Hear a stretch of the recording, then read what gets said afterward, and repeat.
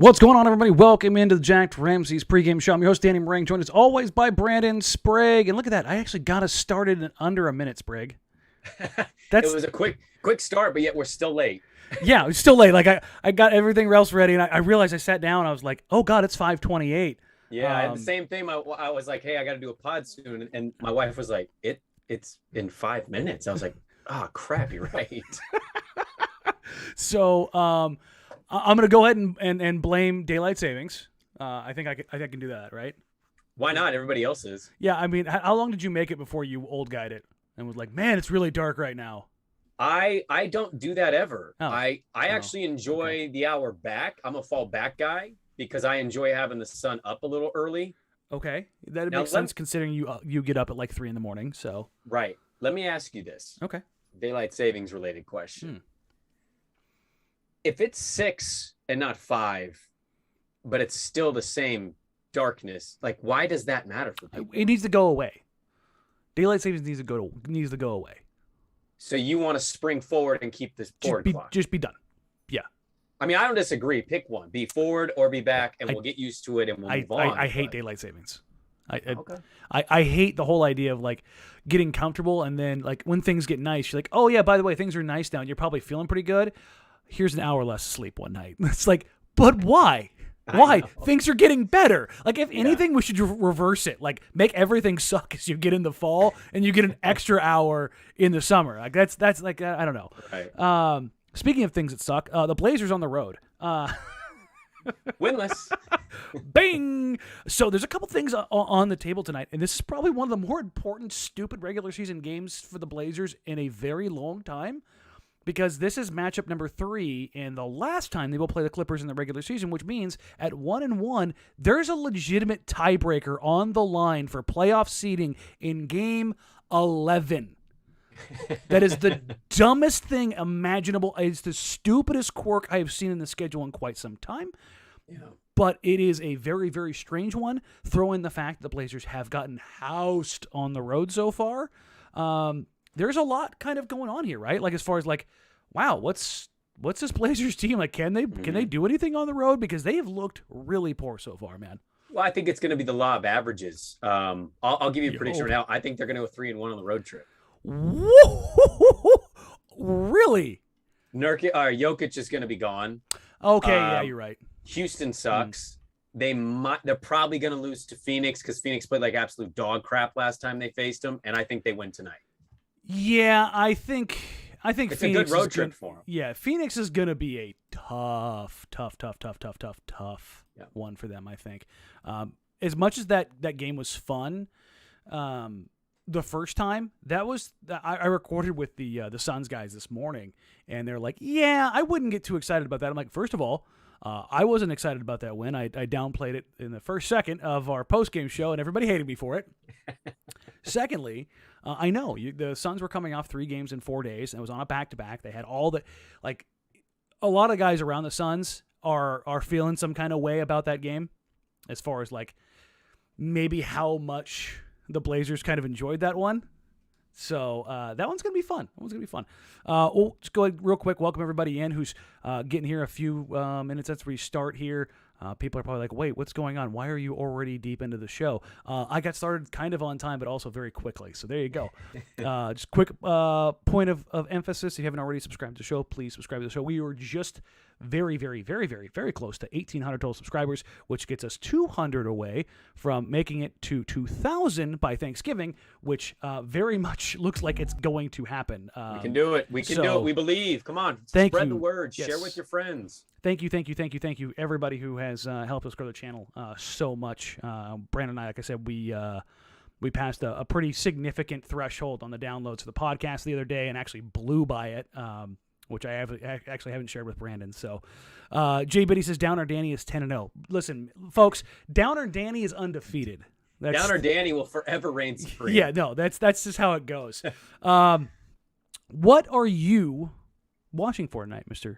Sprague? Well, that was actually my first note. I'm kind of pissed that you stole it from me. The fact that this is It's a tiebreaker game. 11 games in. I think that might be a Trailblazer record. I might be an NBA record. I was going to say, I don't know where that stacks up at NBA, Yeah. but I don't know how many tiebreakers were settled 11 games in. Here's my thing, because I missed the mailbag pod, and I'm sorry about that. But How dare you, good sir? Well, I had a mailbag question for us. Okay. They're 5-5. Mm-hmm. What do you think 10 games in? They're about where I expected them to be. Their highs have been higher, their lows have been lower. Yeah. I think they're a little bit lucky to be 5-5. I think they're because if you take a step back, and again, the reason they're called averages is because they're average. They don't catch everything. There's a lot of noise in what they've done this year because they've had so many extreme games on the polls. What I would like to see is closer. And everyone's like, well, they took care of the Lakers. I'm like, good. They took care of a team they should beat the ever-living hell out of. That team is dog water. They are awful. Russ is cooked, just done.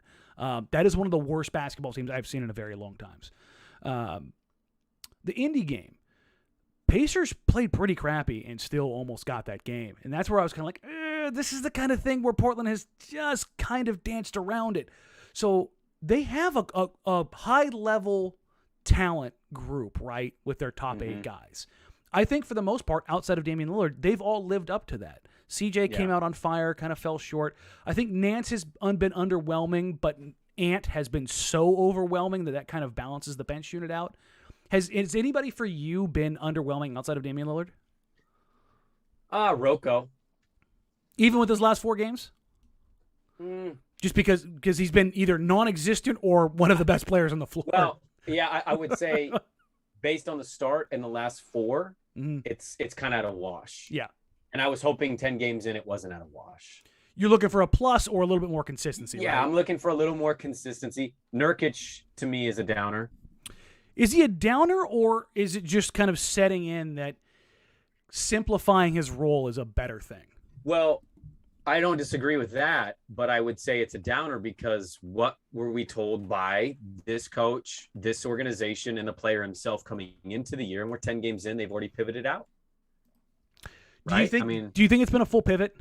They've certainly changed some things. There's no doubt about that. Do you think that they're going to go away from it entirely? Because his playmaking and his touches is down. There's no slicing that any other way. I mean, I just don't know if this road trip goes how I think it is. I don't know how you go back to it. And if they play well, I think if they play well, yeah, I think it's for sure going to be dead. I mean, 10% chance they try to resurrect whatever it is they wanted to do with him. But I largely think they've pivoted out. Yeah. So there's among the things of that I was looking forward to watch tonight as it pertains to this Clipper game. Remember Isaiah Hartenstein whooped Yusuf Nurkic's ass in their first matchup. Yep. It was not close, and it was kind of embarrassing for Nurk because he should not physically get manhandled. Like Hartenstein, I've seen since he was at Hoop Summit, since he was a kid. Always a strong kid. He is not in Nurk's strength class. Nurk, this is a super heavyweight. He is a strong dude. Like in the sliding scale of, I don't know, Jamal Crawford to Steven Adams, he's closer to Steven Adams, right? No, he's right with Jamal Crawford.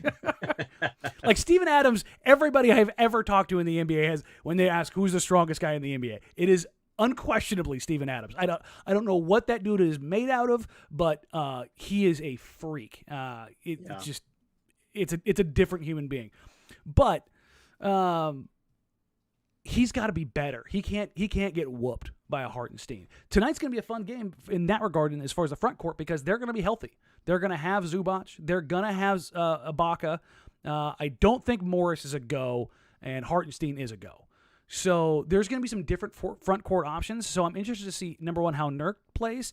Number two, how the small ball unit plays. And number three, if the Clippers go big and they go Ibaka and Zubac at the same time, will Chauncey match it? Will he go Cove, Nance, Nurk? Throw the jumbo lineup out there. Well, I'll tell you, that's something about Chauncey that we've kind of liked, I think, is that he's been willing to change things up and try stuff. I would say in that particular situation, I really hope so, because I'm one that just believes, Danny, that if you want to get somebody to play to their optimal level to fit exactly with what you want them or need them to do, part of that is confidence building. And I don't know if a player on this team needs confidence built up more than Yusuf Nurkic. So in a situation where they're going big, are you going to counter with small, or are you going to say, no, we got the biggest of bigs here. Like, this dude can hold his own. We have to trust him. I thought he played well the last time they played. He kind of made up for what he didn't do the first game when they got absolutely blown out. But now you're taking on a scorching hot Clipper team. Like, they started 1-4. They're 5-4 now. They won 4 games in a row. They just beat Charlotte. Like, this is a team that they're going to take on that's feeling really good about themselves, and they haven't had to leave home. They've been home for 3-4 days. So I think it's a real challenge for him tonight. Like, he has to go out there with that right mentality, and I'm going to be curious to see how much Chauncey kind of trusts him in certain moments. Quinn Better has a follow-up question here in the comments. When you say Hartenstein manhandled Nurkic, what do you mean? Was it bad positioning by Nurkic or just straight out muscling him? I've always thought Nurkic isn't the best with positioning and leverage, making him successful being out-rebounded. There's a couple things in there. Nurk is actually really good with positioning when he has energy.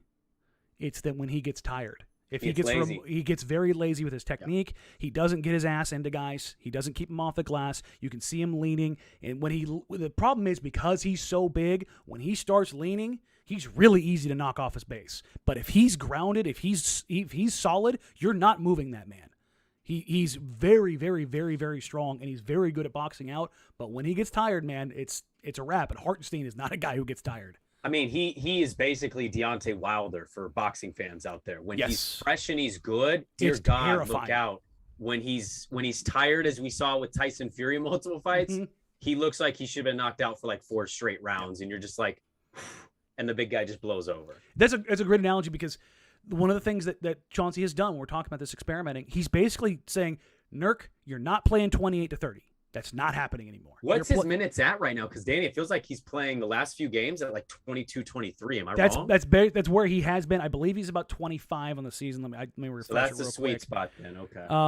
Yeah, he's 25 on the dot. Yeah. So 23 to 26. Like, give me the better, more controlled, tighter minutes. Be more involved when you're on the floor. Don't float back and forth. And that's kind of a question that Portland has to consider going forward, because if you're committing to him long term, that means you have to have other solutions in the front court to back him up, because he can only play half the game at that size. Yeah. And that's kind of a bummer, because good engaged Nurk is a very good player, and he does a lot of things for this team, but Absolutely. it's shortened up. And again, of the things that Chauncey has done, the lineup experimentation, I like that he's gotten Nurk kind of to buy into that. I think in the past, trying to balance Nurk getting enough touches in those shorter minutes has been a little bit difficult, because of guys you have to, you can't, not force feed, but the promises that Chauncey has made. Yeah, right. So that's for me, kind of the questions you asked through the first 10 games, where are they at? For the most part, the promises have been 80%. Like, everybody's not getting the full allocation of what they probably were told. Norm is not getting 18 shots a night. Ant is not getting 15 a night. Nas is not getting 8 to 10. You know what I mean? Like, sure, everybody's touches are a little bit more egalitarian, but that's also because Dame isn't shooting nearly as much. Right. So what happens, again, I think this is pretty important going forward over the next 10 games, what happens when Dame starts getting healthier, knocking down shots?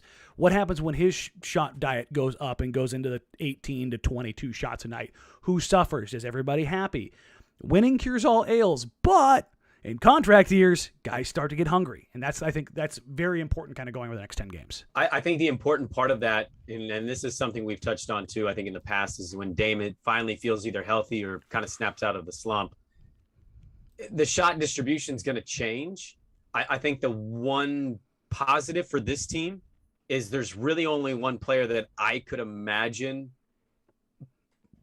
allows the less amount of shots, allows that to bother them. And that's the dude we're talking about. Because even though Ant is in a contract year, like, Ant to me is this is kind of crazy to say because we're 10 in, but like if you don't want to go sign Anthony Simons for 18 mil or more a year, then that's fine. But I don't think Ant is going to have nights where he gets less and he gets pissed because Ant knows he's already built up so much cachet through 10 games. Yeah. Norm's here for 5 or he's guaranteed. Norm's been paid. He's just trying to be happy. Right. And then I think he'll be okay. It really, you go through the roster, it's really only going to be Nurkic. I think there's two to bug him. I think there's 2. I think Cove falls in that list too. Because so as he two starts, guys that are probably going to get traded then. Yeah, and that's honestly, I think that's a real thing because they're both angling for their last real contracts. That's fair. Nurk, because centers, once they hit 30, 31, they start dropping off a cliff, right? Yeah. Cove, he's never been like a crazy elite level athlete. He's a help guy, getting a little longer in the tooth. He can go play for anybody and help, but this is probably his last deal where he's going to get starter money. He's going to get probably a 3, maybe 4 is probably pushing it. If he can get a 4-year deal with guaranteed money at like 10 a year, take that, Cove. Go get it. But it's one of those things where I think he's probably going to want to show that, hey, not only am I the defensive guy, you can kind of Vince Carter me. You could Rudy Gay me where like, I'm going to be smarter even if my body doesn't keep up, and I'm going to shoot like 37% from 3, and I'm going to be able to like, be a volume floor spacer who's smart enough defensively where I may get beat, but I'm going to keep everybody else where they need to be, and you don't have to worry about me like falling apart. I think that's kind of where his career That's what Iguodala is at right now. Yeah, except the flip side is Iggy can pass, Cove can shoot. Like it depends on like which you want. I think the viable one could be Cove's fit in more different places. But speaking of big wings, Paul George is on an absolute freaking heater. And I mean, so in the MVP race, he's not going to be there because the Clippers aren't winning the way that they probably want to be. Oh, I'm going to push back on that. If you don't think so? If Paul George plays this way, who was top 3 in MVP last year? That's true. You do have Jokic. I mean, they weren't. Well, but like a dude was in the top 3 of the voting and his team didn't even make the playoffs. Yeah, it was Steph Curry. Yeah. Steph was amazing last year. I think that's a weird precedent to set when you start giving it to guys. Steph's more likable though. He's far more likable, but still, like your team doesn't make the postseason. There's a element to that, right? There, at least traditionally, there has been in this league. If they're hovering in the 6 through 8, 9-ish range, if they're a playoff team and he's doing what he's doing, not just offensively, he's 27, 8, and 5, but that's kind of expected with Paul George. What's insane is how good he is on the defensive side of the ball right now. On top of that offense, he has been one of the 3 best defensive players in the league so far this year. He looks like OKC Paul George before his shoulders got messed up. Yes. Remember when he was a frontline MVP candidate, just absolutely dominating. That is going to be a very, very difficult task for Portland. On their first matchup, I believe he was 6 of 16. It wasn't the Paul George show. It was the Reggie Jackson show. Remember, he absolutely cooked. And Luke Kennard. Yeah, Luke Kennard had, 18 and a quarter, 16 and a quarter. It was a little too much, a little extra, I thought. But in game 2, which the Blazers did win because they shut down the others, or the others couldn't hit shots, Paul George was unstoppable. And the Blazers still, between that game and now, they have not changed their roster to the point of like, oh, hey, they have somebody who can stop him.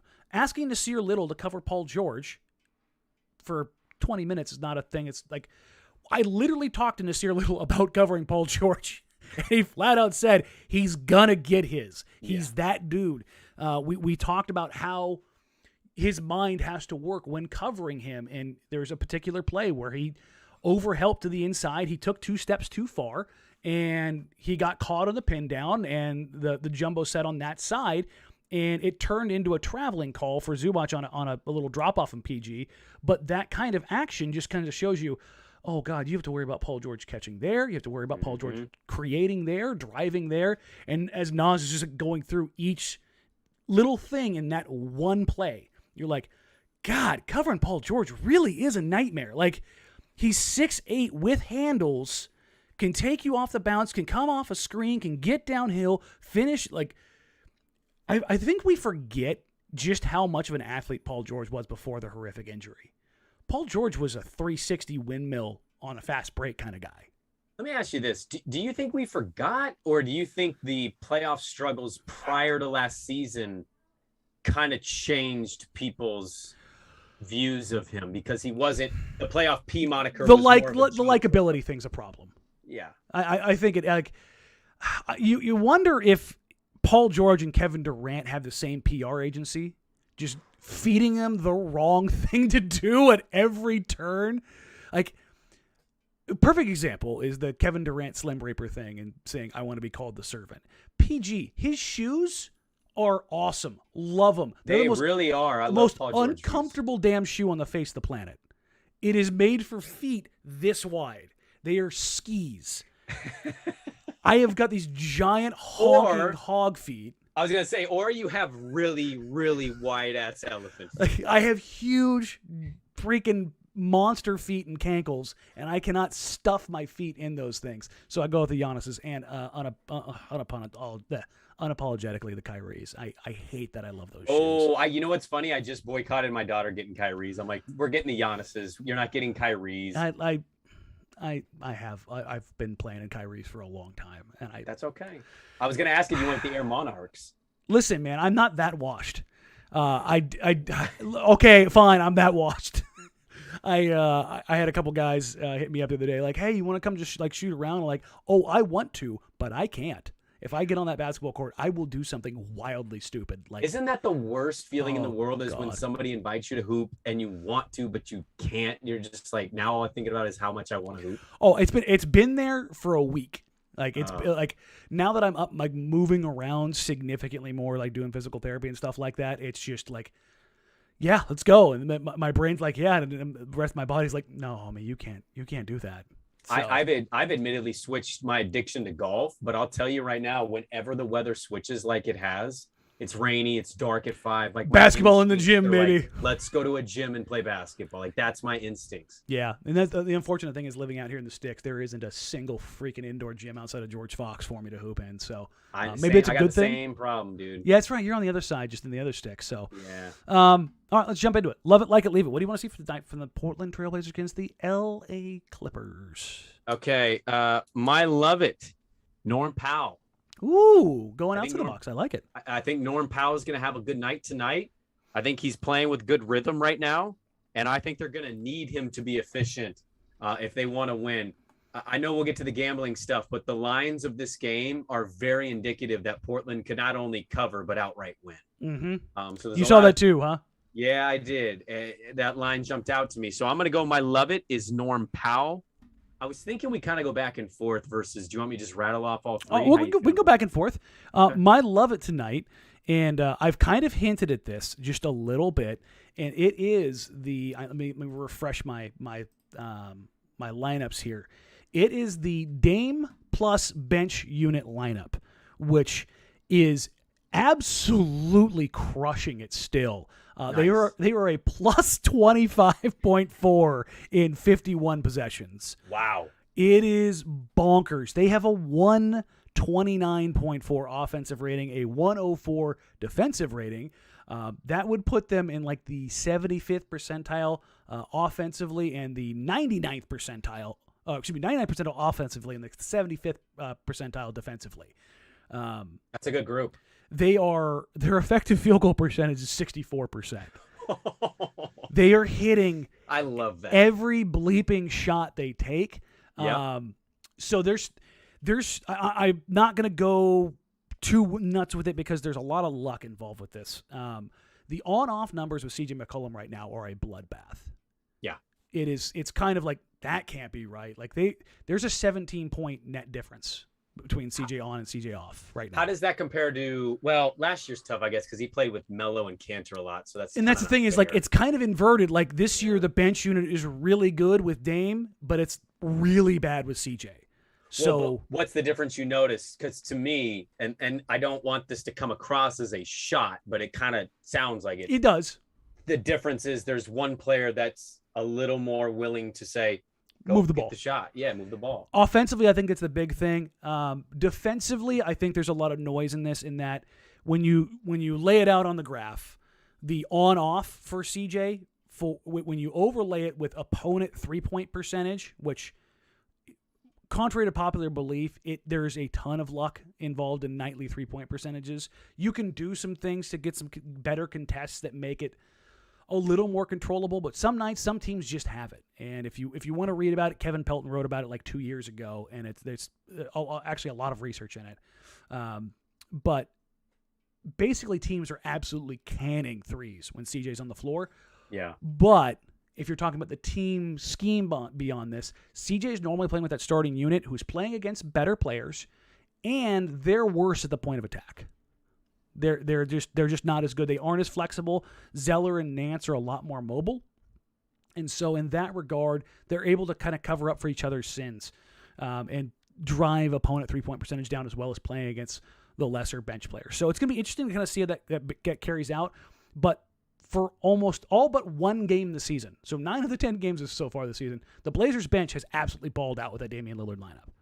That's my love it tonight. I want to see that lineup continue to just whoop ass. That's really what I'm looking for. What's your like it? My like it is going to be Larry Nance Jr. I think they're going to really need him to bring that energy off the bench, make the impact on the boards, and bring the defensive intensity.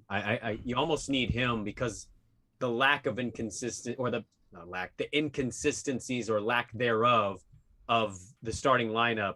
I think Larry Nance is going to be real vital for them to kind of hold it together. You mentioned that bench unit. I think his defense coming off of the bench and his ability to attack the glass and help them on the rebounds. I'm going to go with that. I think that's a pretty big key for them. I almost went with that as my love it, but I'm going to go with this. I might like it. All right, so I'm going to give 2 like-it's. One, I'm going to give a like-it to Sandman here, who says, hey, it's me, Sandro from Germany. I made it. It's 3 o'clock at night. I cannot sleep, so I'm here. So shout out Sandro for hopping into the live show live from Germany. I know we've had some folks from the UK hop in before. I think this is our first live show from Germany that I know of. Shout out Germany. There we go. Appreciate you. On top of that, my other like-it tonight, Damian Lillard. Continue where you were at. Show a little bit more explosion. I've seen some people like, see, Dame's fine. Cool. Show it to me 2 games in a row. Got a couple days off. Just show me you've got a little pep in your step. Show me you got a little bit of bounce. Show me that Toradol shot hasn't worn off yet. That's all I'm saying. Whatever it is, fountain of youth, getting his head right, whatever. The Blazers need their captain.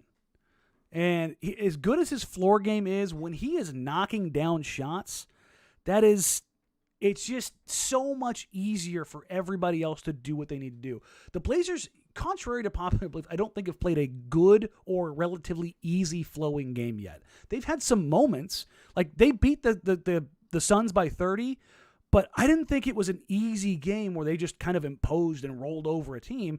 Again, I thought that was more the Suns just kind of not being there, and the Blazers played okay. Like the Lakers game, yeah, they beat them like a drum, Sprague. How badly did the Blazers shoot in that game? Not great. I mean, they played just about anybody else in that game, they probably lose. Yeah. They shot 38 from the floor and 29 from 3. Yeah, I think that was it. It was abysmal numbers. Just the Lakers couldn't hit anything. So I would like to see Dame continue to set that tone, not only as a playmaker, but as getting downhill. Break a defense down and finish it. Show that explosiveness again. And I think that's going to get me to go, there he is. Yeah. What's your leave it tonight? By the way, I do think with a slightly better roster, the way that he's been playing despite the shooting struggles, a slightly better roster, and I think the impact is still really great. Mm-hmm. You know what I mean? Like, whereas with this team, when Dame doesn't have the shot, the other stuff's good, but we know how important he is to their offense. Yeah, I mean, if he's hitting shots and all of a sudden guys are taking a step or two further out, it just makes it that much easier for everybody else. And that hasn't been there really all season. And you can actually see it as games progress. Opponents are like, they fear Dame, and then like third, fourth quarter, like, you ain't got it tonight, man. We can actually sit back off this a little bit. And then all of a sudden it gets a little bit harder for everybody else. Yeah, my leave, it's pretty simple. Leave the bad perimeter defense out of the building tonight. Please stick to rotations. Please communicate with each other and stop falling for every up fake possible, because my God. They love some pump fakes, don't they? Oh, my Lord. You do one of these and they're just going to fly right past you, and you could take one little rhythm dribble, shoot an open 3. That's the key for me. This team's so dangerous and they're so athletic, but they love to shoot the 3. Can you please? And they just shot 37.5% from 3 in their last game. Can you please just lock down or at least tighten up your perimeter defense. Yeah, my leave is going to go kind of in the same vein. The big thing for me is leave the weak defense at home. One of the things I'm actually working on right now is around the league. Fouling is about the same, but have you noticed Yusuf Nurkic has not been in foul trouble at all? What big in any of these games have you seen in foul trouble? Bigs are allowed to be significantly more physical in and around the rim. I feel like they're calling, a lot's been made of the rule changes and not letting Trae Young's and James Harden take advantage. I feel like, though, when I watch these games, like last night was a phenomenal night on NBA League Pass. Watching those games, they all felt like playoff games because of the way that they were called. The physicality is up significantly, but foul totals almost exactly the same. You know why? That's interesting. Because they're calling impact fouls now, which is how I've always wanted games to be officiated, which stop calling letter of the law fouls and call advantage disadvantage. If two giant human beings are beating the piss out of each other in the paint and there's no advantage gain, swallow the whistle. Let them beat the hell out of each other. Zubac and Nurkic, the first time they matched up, that's what happened. They just beat the hell out of each other, and they both kind of figured it out like about halftime. Like, they're not going to call this, so let's stop doing this, throwing our hands in the air, and just playing a physical game. And I want the Blazers to take that same physicality that they have, particularly around the rim, and put it on the perimeter and be so bleeping physical that they can't call you for everything. Because even if you're getting beat, but you're grabbing, pulling, yanking, bumping, chucking, doing all those things just to slow a team down just a little bit, just to wear them down a little bit, that's why I think this Blazers defense, I don't think they're going to get much better. I genuinely don't. They can get a little bit tighter. Oh, you don't think they're going to get much better than what they are? No, I think they're going to vacillate because they're just bad at the point of attack. There's no solving that. Are they still at 20th in rating? They bounce between like 17 and 22, which is I think where anybody who's followed this team for a long time kind of pegged them. Like, yeah, you get a few guys who are better, but you're still, olaying it on the perimeter. I was going to ask you, same roster with Stotts. Is this defense different in terms of rating? It's rating-wise, it's slightly better. I think a lot of that has to do with generating turnovers. Well, yeah, I was going to say, if Terry had this group, though, had Nance and Zeller off the bench. Probably about the same, maybe a little bit more consistent, but less disruptive. Okay, yeah. So I think it would be a little bit more predictable on both ends as far as what you would get out of it and what opponents see. But at the same time, I think they would be a little bit stronger in certain areas. So, but again, I want to see them be physical. I want to see them rough some guys up. I want to see somebody get in a little bit of foul trouble. That really hasn't been an issue. And I think that might be enough to push things forward defensively for them, is go, listen, you're not that great skill-wise defensively at the point of attack, but what you can do is you can be a little bit more physical. You can be a little cheekier. You can be a little bit smarter about how you go about things. And I think that's, for me, I want to leave the passivity on the perimeter. Well, I think the tough thing with that, and the reason I said leave the perimeter defense, did you see that stat that was tweeted out a couple nights ago? It was top 10 most points allowed in pick and roll defense. The guy guarding the primary ball handler, and it was all the, who's in the top 10? Dame. And CJ. Yeah. You have two dudes who are just getting absolutely shredded on pick and rolls. And so I think that's always kind of been the tough thing for them, is you can be good in other spots, but when those dudes are getting cooked, you're basically begging for help. And then what are you doing when you're helping? You're leaving guys open. So that's always been the tough thing. And that's like when you're talking about like the weakest link in the chain. Well, all of a sudden, instead of the chain being taut, it gets slack. And by that, I mean, Covington takes a step in a little bit too early, and now he's in rotation kind of in between and not fully committed. And in that regard, now a guy who's turned a corner down the middle has a decision between Covington not fully committed and the guy in the corner. And what has happened to this Blazers team every single night? They have gotten absolutely annihilated on wide open threes in the corner. I mean, like, you can set your watch to it. It's so the way to stop that is, if you're gonna be piss poor at the point of attack, be physical at the point of attack and allow those backline guys, allow those taggers to be there a step or two later. And if you do that enough, then guys won't cheat. Like when we had Nas on the show, he kind of he swallowed his words a little bit when we were talking about that, and he was like, we just got to be better at the point of attack, which is a very politically correct way of saying Dame and CJ got to do a better job of slowing guys down at the top. I thought we were holding people accountable. Listen, I don't expect players to throw other players under the bus quite so vociferously, but you didn't have to be a rocket surgeon to figure out what Nas was saying there. But he's right. He's right. They do need to be more physical at the point of attack. So, Evan James says that we're going to talk about Dame's atrocious defense. Dame and CJ. I keep hearing CJ's playing great defense. No, he's not. He's generating steals and he's getting chase down blocks. Those are different things. Steals is disruptive. Not a good representation. No. Yeah. Disruptive, good. Good defense, no. And I think that's kind of some of the stuff off of where the difference between Stotts and Billups' systems. Does it allow the Blazers to be more disruptive at the point of attack? Yes. But in gambling and pushing and going for those opportunities, it puts the system into rotation sooner, and these guys aren't great at the rotations right now. So that's kind of where we find ourselves.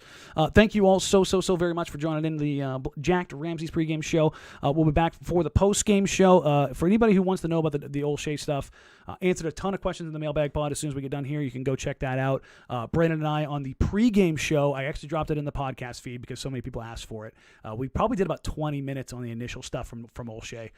If you want a little bit of a primer on where things are, where things were, where things are, and where things are going, I would expect that every day for the next week we get more and more people coming forward.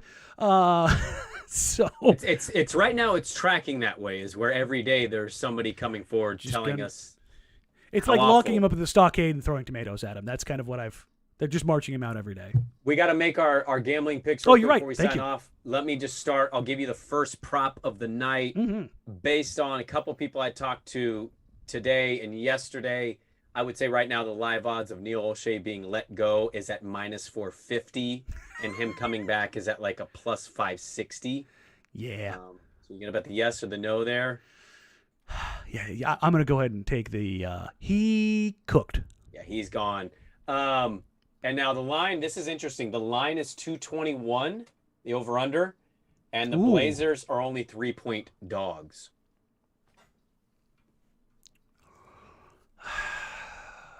I'll give you mine since you're struggling with this. No, I'm taking the over, Clippers and the points. So the simulation, I saw this on Vegas Insider, the simulations that they ran on this game have this game 116-107 Clippers. So you're at 123. I think their defense could be worse than that. So I'm going to take the over of 221. And I'm just one that thinks Portland's going to be 3-1 on this road trip. So you got to get this one. You got to put something by it. I got to take Portland plus the 3.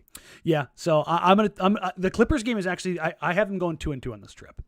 I think they drop this game. I think they pick up. I think that the Phoenix game is going to be a coin toss. It depends on what kind of health they have. Ayton is probably going to be out for that game. Yep. Jokic is probably going to be out for the Nuggets game. We don't know if they're going to go 1 or 2 or if they're going to go 5. It's going to. I think it's going to be 3. I fired a bunch of people off because I said 15-20 last night because I saw that. That was wild. I hate sucker moves. I do too, but 20 games. I hate it. A lot of games. Here's the thing, and I'll say this about it: had Jokic spun him around and just headbutted him, I'd have been like, 5 games. You know what I mean? Like I hate. So I actually saw that the move that Jokic did. I actually saw that happen to somebody when I was overseas, military. A lot of testosterone, a lot of stupidity, and a guy did that to a guy, and he hit his head and busted his skull wide open, and it was bad. I once played pickup basketball at the base up near Tacoma. When my uncle was there, he was like, "Hey, they got open runs," and I was like, "Cool." So I went up, and he was like, "Hey, just be careful." And I was like, "What are you talking about?" Brother, like it was. You're talking about some of the most in shape, testosterone-fueled, strong people on the face of the planet. I mean, we were basically playing football. But on a basketball court. And I'm like, bro, you can't hold. Like they were calling me all kinds of things. I was like, well, all right. Military basketball is different. It's a different world. And that's what I'm saying. I saw a guy get forearm shivered like that by a big dude from behind, and he didn't get his hands underneath him, and he busted his skull open. It was like, I didn't like that move either by Jokic. It's very out of character for him. Well, it's not out of character for him. That's the thing. He's low-key dirty. Oh, I see. Like I don't Oh know yeah, if I've no, ever he's seen him be that dirty. remember Ennis Cantor's separated shoulder when Oh yeah, he kind of did. Yeah, okay, he's that's probably got about a fair. half dozen of like the when he loses his mind and sees red, he kills people. Yeah, I mean, I think he straight Oh up no, he did. blacks out And when to he's be and to be pissed. and to be totally clear, him knocking out either of the Morris twins would have been high on like hell yes. Can we get Jake Paul to negotiate the rights to the Morris twins versus the Jokic brothers, please? No, because nobody can sanction murder.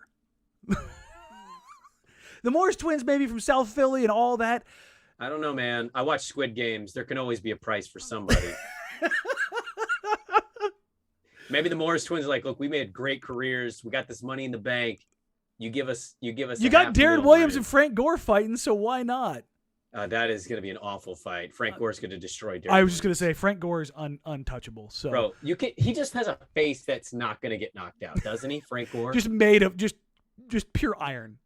The dude not has only- no ligaments in his knee, and he's third all-time NFL rushing. Like the that's man is a insane. machine. So Yes. like he's one of one. But it's tonight's game is going to be a little bit weird.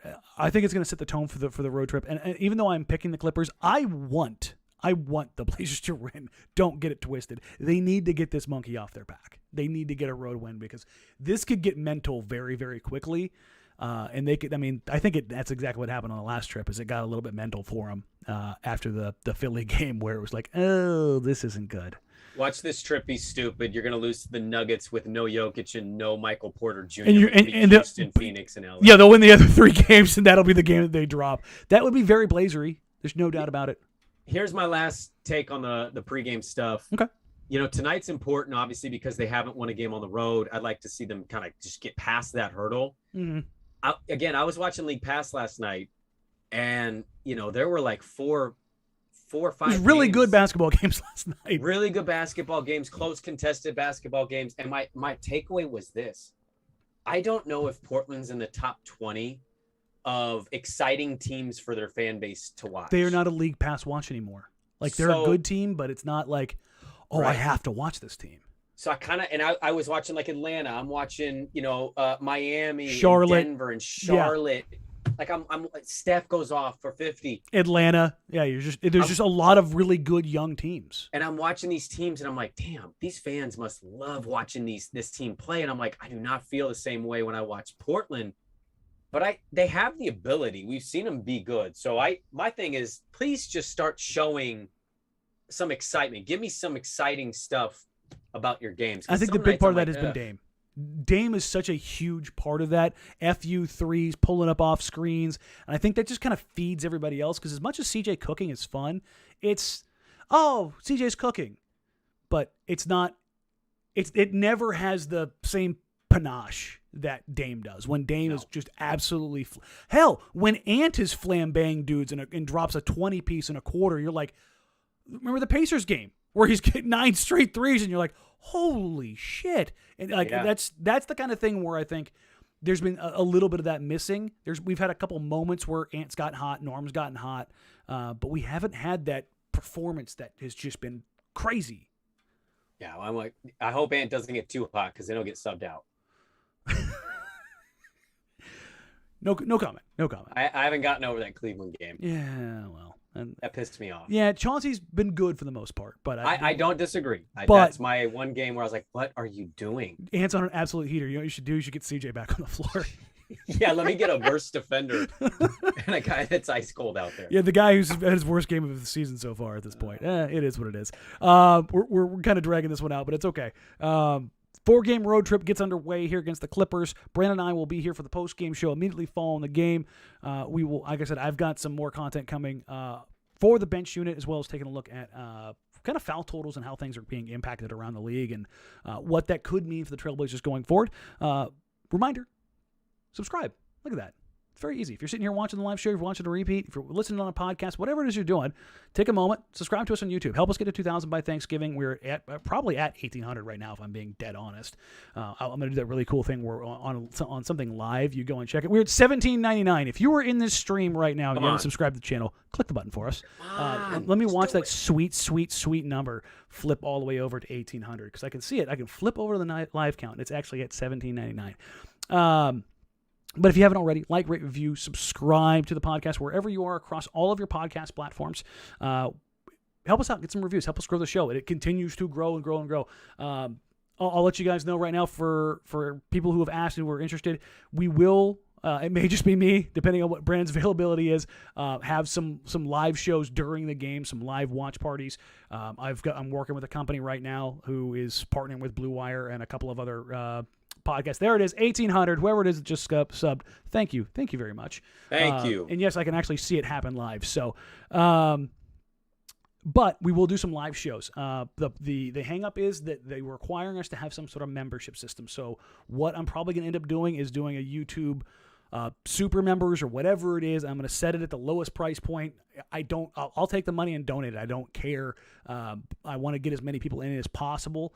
But we'll do some live games. What I want to do is do some live Q&A stuff, kind of go back and forth as far as basically like a live mailbag and just kind of get your guys' feedback and have some fun with you guys. And then I'll probably do some giveaways and some other things alongside that. So we get a lot of stuff coming. Everything keeps growing. Once I finally get moved out of the stupid studio, I can do a lot more. If you haven't already, follow us across social, at Danny Marang, at Brandon Sprague, at Jacked Ramsays. Until the postgame show, we'll catch you then. Take care, guys, and go Blazers.